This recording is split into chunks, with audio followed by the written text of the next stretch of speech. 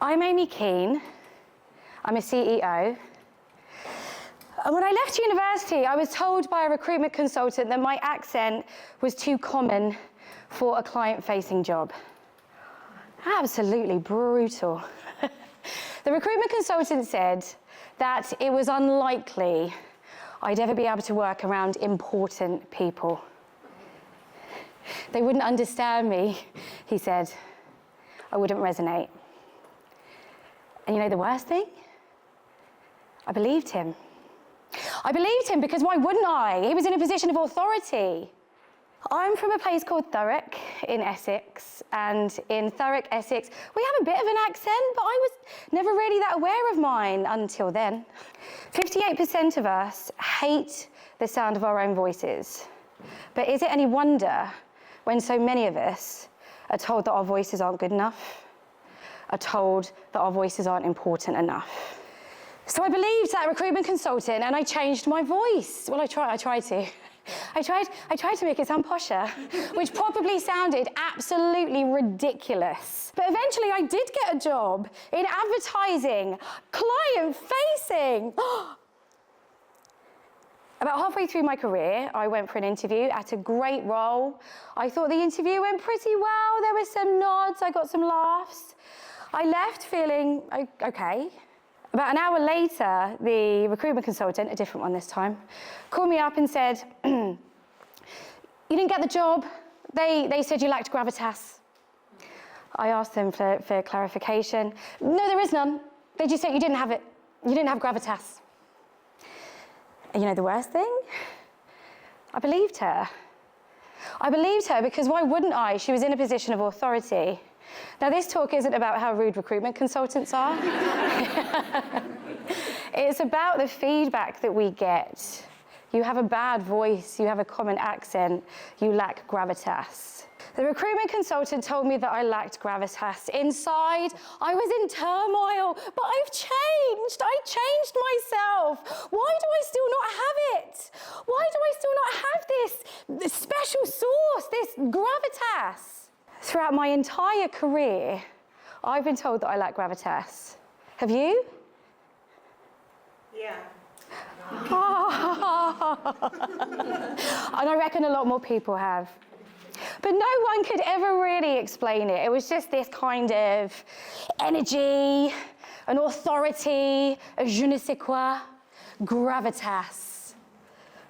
And so for my entire career, I had a gravitas-shaped chip on my shoulder, forever defining myself in terms of what I didn't have. And whenever I was given public speaking training, which happened a few times at work over the years, I'm sure many of you have had that too, I was always told to be different, to talk differently, and to stand differently, and to hold my arms like this, and to do this like a politician, just because that's what we're supposed to do, apparently. I don't work in advertising anymore. I moved out of advertising and now I run a learning and development company that helps people communicate with confidence and clarity, but do it in a more authentic way. About a month ago, I started working with a PR professional, a woman in her 30s, let's call her Sophie. Sophie has 2 master's degrees. She released a book on insights-led communication that hopped straight to the top of the Amazon charts. She has won awards for her creativity, and by all accounts, her team love her. In fact, in the last 5 years, not one member of her team has left the company. When I first met Sophie, she seemed stressed. She was on edge. You could see the atoms bouncing around. She apologized for herself constantly. She was correcting herself relentlessly. She used what we call in the communications game fillers, like kind of, you know, I could see that she was talking and editing at the same time. So when Sophie and I first started working together, I said to her, what's your goal? And she said, well, I've been told that I lack gravitas. Oh God, this word again. Sophie is one of the most accomplished people I know. Yet a colleague told her that she lacked gravitas, and from that day forward, she doubted herself immeasurably. The way she stood, the words she used, how she standed. What is it? What is this magical, elusive gravitas that cannot be demystified for me? How is it possible to understand a concept, the definition of which is just something you don't have? According to a research report released this week, 68% of executives believe that they've got to where they are today, and they believe why they're so successful is because they have gravitas. Sophie and I were told that we are the opposite of gravitas. No one could ever really explain it. Yet from that day forth, that was how we defined ourselves. A constant question mark over our heads. Pure professional paranoia.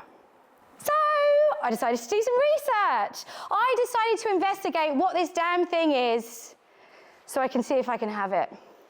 So what I did, I asked the person with the most influence in the entire universe. I actually didn't. He wasn't available, but if he was, he definitely would have said something very meaningful and true. But in the absence of Yoda, I asked the next best thing, AI. I asked an AI imagery tool what gravitas looks like in order to see why I didn't have it. So for those of you who've never used a visual imagery AI tool like DALL-E, it's really, really simple. You just type in what you want to see, you type in the style of picture that you want, give it a few seconds to think, and then it returns 4 images. So I started off very simply. I asked for a photograph of gravitas at work. What do you reckon it showed me? It showed me a picture of men, 4 men, in shirts, big hands, at their computers, having gravitas conversations. So I decided to change my search term a little bit, just to see if I got different results. I asked for a photo of gravitas at work. What do you reckon it showed me? It showed me loads of pictures of men taking photos. And for some reason, a group of builders. So I decided to persevere, and I thought I'd have a bit of fun with it this time. I decided to search for someone with gravitas giving a speech to a group of employees in the style of Andy Warhol. The imagery in the style of Andy Warhol, not giving a speech in that style, which would derail my results completely. What do you reckon it showed? Loads of men!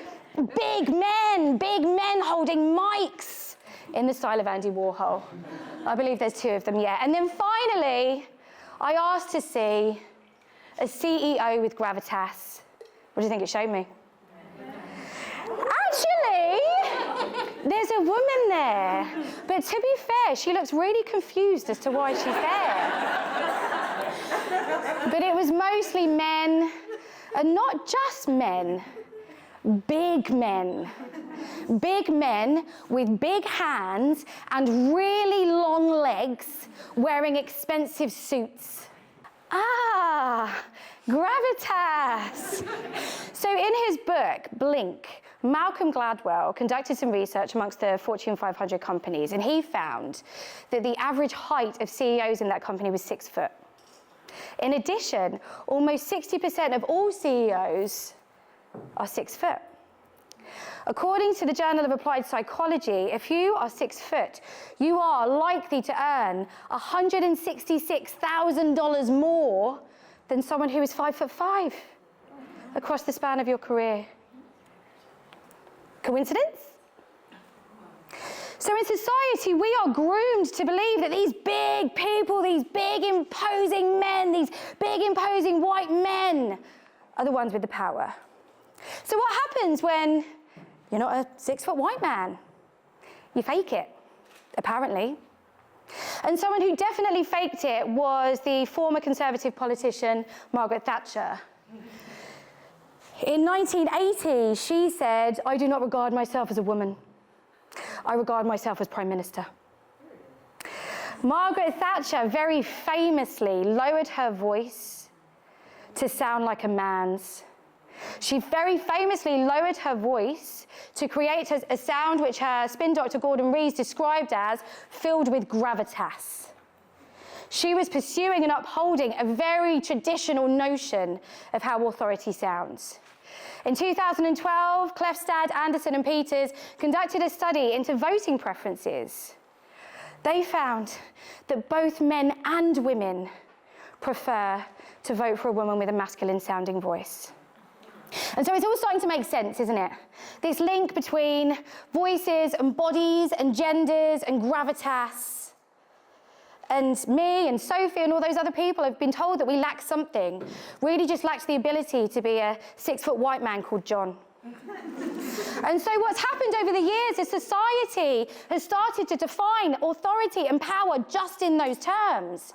And that's not to say that it's impossible to buck this trend, it's just much, much harder. Human beings are what's known as imitative generalists, which means we mimic each other's body language, each other's sounds, each other's words, in order to survive socially. So in a world of work that has been so dominated by big white men, it makes sense that our view of what authority is so very, very, very pronounced, to the extent that it's the only image that AI will show us. Gravitas is a concept for the old world. It's not for the world as it is now. But leaders like Thatcher absolutely fed it. They perpetuated it. So for me, an Essex woman with a relatively squeaky voice who sounds like the antithesis of the first female Prime Minister of the UK, my chances were always limited. Who's heard of the 7-11 rule? The 7-11 rule refers to the fact that in any situation, you have 7 seconds for people to make 11 different judgments about you. Your capability, your intelligence, your power. So you walk into a meeting and the stopwatch starts. And so the less you fit those archaic norms of gravitas, the more work you have to do, the more above and beyond you have to go in order to prove yourself. So what's the solution? We have to change that 7 seconds. We have to stop letting other people narrate us. We have to do 2 things. Redefine ourselves and stop defining others. We have to unlearn what our view of authority looks like, because it could be anything.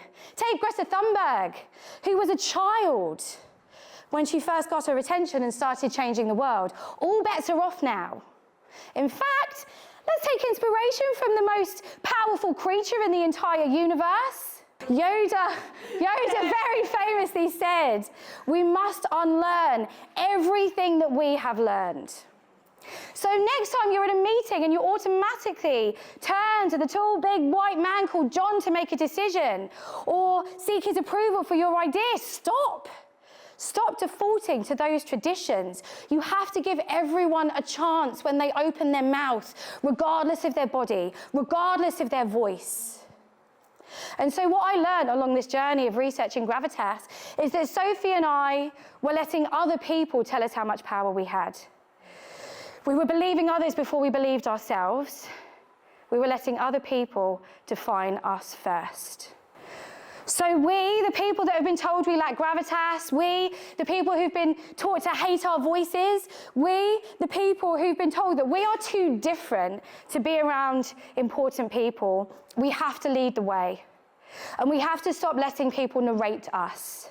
Instead, define yourself. And say it out loud in that magical 7 seconds before anyone else has a chance to. Own your narrative before anyone else can. I have credibility, I have integrity, I have clarity, I have conviction. If I were to ask you what 3 words you would love people to think of when they think of you, I bet you'd struggle. You'd probably have to sit with it a bit because you probably normally let other people decide. I urge you to think of your 3 words and then run with it and say it out loud. But we have to ban the word gravitas.